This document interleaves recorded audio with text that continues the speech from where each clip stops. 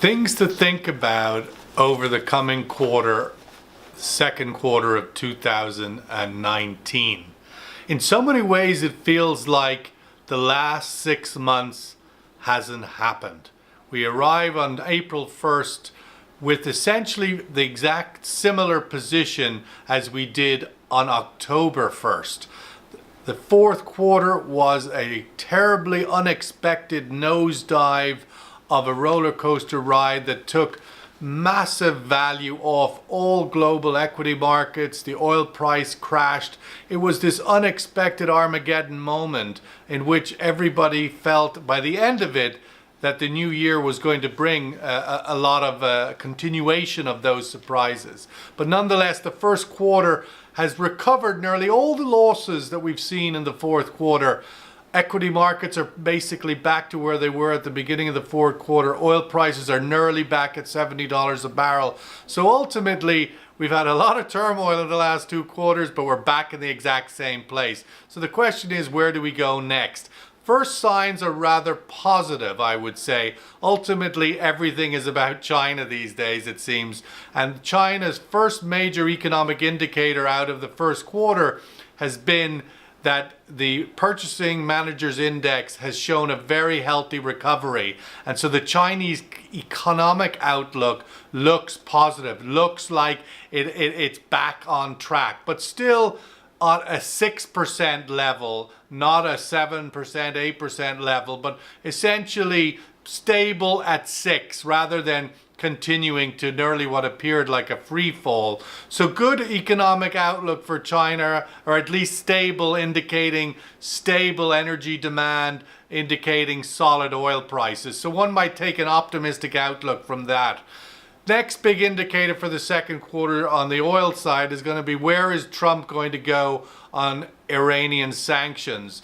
Last, on the fourth quarter, one of the reasons we went into this nosedive on oil prices was Trump caught the market by surprise by giving 8 exemptions on the sanctions. And so essentially, oil exports out of Iran remained undisrupted while the whole world was expecting to see at least 1 million or 2 million oil barrels off the market from Iran.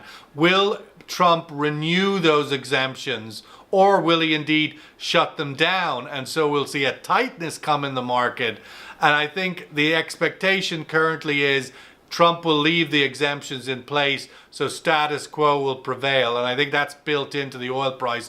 And perhaps one of the reasons why we're not seeing it touch or tackle $70, because expectation is Trump will leave those exemptions in place, and Iranian oil will continue to flow.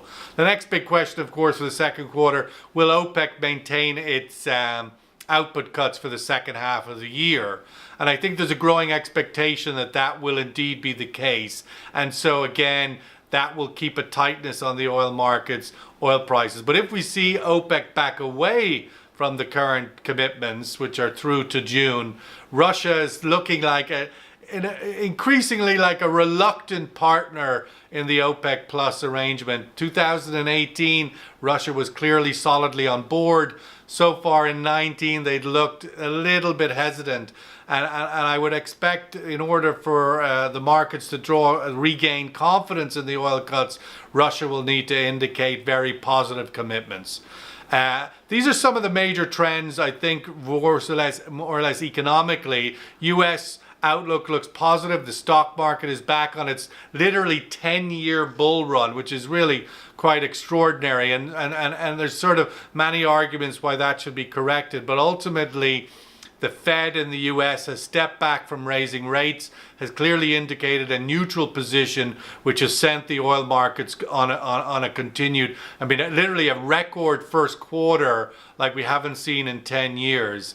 And Trump is indicating that the China-US trade war or trade spat is finding at least some sort of positive outcome. Hard to say they're going to resolve all their problems, but perhaps they're just going to stop fighting and go back to the status quo.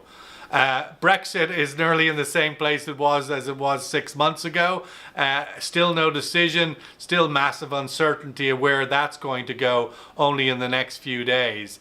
And the headline on the Financial Times today, I think, is also two trends to watch out for in the first quarter. And a surprisingly positive outlook for democracy in Eastern Europe, with a liberal elected in Slovakia, and then growing tensions on the new Belt Road Initiative, the big China infrastructure project across Central Asia. That's a long-term trend, but every quarter it has vibrations. Where those vibrations go are worth looking at. Okay, and that's some of the things I'll be thinking about over the second quarter of 2019.